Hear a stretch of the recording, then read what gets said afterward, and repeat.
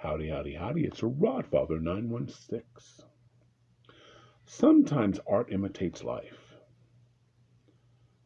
In an episode of The Real Housewives of Beverly Hills, there was a discussion between Garcelle Bouvier and Dorit. Garcelle is black and Dorit is white. And they're having a discussion about a mutual friend. And Garcelle believed that Dorit was trying to embarrass his mutual friend. And in the conversation that was heated in front of everybody at the party, Dorit says she feels like she's being attacked by Garcelle. Attacked is a trigger word for a lot of black women and women of color, especially when it comes from a white woman. The conversation continues, and Garcelle is just defeated just by the word attack. She has very little to say. Fortunately for her, Erica Jane, another cast member, came in, and she explained to Dorit what attack meant for black women and what it means to black women. I wish Erica could have expanded the conversation for Dorit, and maybe Dorit would have maybe she'd have a better understanding. But Dorit didn't get it. Despite what Erica's best attempts, she didn't get it. And frustrated, Garcelle says, I'm just tired of your privilege. Another trigger word. I get where Garcelle was coming from. These two women have known each other for at least 4 years. They may only get together 1 year to film together. They may not be friends. A lot of these people on these shows they say they're close friends, but they only see each other during the 18 or 19 or whatever weeks it takes to film the shows. But there's a sense of Dorit knowing Garcelle, a black woman, would have a sense of interacting with a black woman or other black women. And if she didn't know, she had an opportunity to get clarity from Garcelle. I get that completely because I've experienced it. It's one thing someone over here that I don't know says something inappropriate, stupid, insulting intentionally. I'm not going to see him again. It's not that important. However, you as my friend, you've known me. That old song, if you don't know me by now, that song. So there's a different feeling, and I think that's where Garcelle was coming from. The next day they had a meeting, a lunch together, and it didn't go any better. Dorit didn't understand. I think she was still upset about the privilege and the attack. She didn't understand the attack, and at one point she made a mistake saying, well, I'm Jewish. And Garcelle was just done. She says, I can't deal. You're coming out more like a Karen. Another trigger word. This was delivered by Garcelle. I mean, a lot of whites are afraid of the word Karen, privileged, and race. This person's racist. Most white people aren't racist.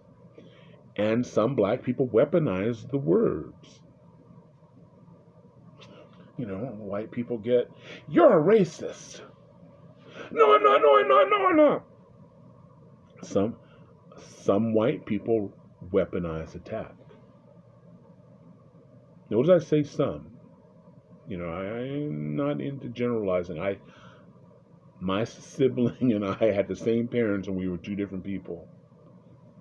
So I'm not about to say any race of people everybody's alike. I think that's a problem. But yeah, Garcelle weaponized it. Just a note for white people, if you don't know, don't say I have a black friend or I have an Asian friend. That's like giving your whole hand. You just have the one. I know how they are because I have a black friend. That was true when I was in the 60s when I was a kid. You know, you'd hear a black person say, well, I have a white friend and they all are like this. It's not true. But I get it. I get it. So this episode generated a lot of attention on social media, on Facebook, where the majority of the white people, and that's been just my experience again, trying to keep from generalizing, were saying they don't get Garcelle and they think Garcelle's wrong. Where some white women, and it looks like the majority of women of color, said, yeah, we get Garcelle completely. We get her completely. And I remember way back, and trust me, this is way back. This gray hair is not dyed. This is real. But I was working at a credit card processing place in San Francisco, large department. I think it was for Visa. And there were probably 200 people on the floor, but very few people of color on this floor. I was the only black male. There were 2 Mexicans, 1 Filipino, 2 Chinese, and a Samoan. And there was only 1 Chinese girl working amongst all of these. And there were other girls, but there was only 1 Chinese girl. And this one white girl bumped into her. The Chinese girl was barely 5 feet, maybe a buck, maybe 100 pounds. And she didn't apologize. And the Chinese girl was like, yeah, you better.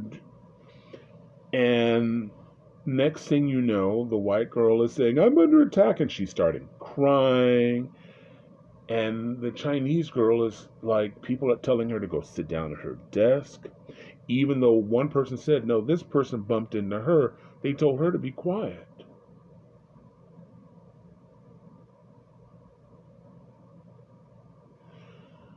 I remember this so well because I had 2 friends. One was Mexican, one was black. Sylvie and Adrienne didn't like each other, but this situation they united. Maybe something in their experience, something in their life, they've seen this. But the Chinese girl, was suddenly a villain, and people were like making face at her, and one woman bumped her, and by the end of the day she quit.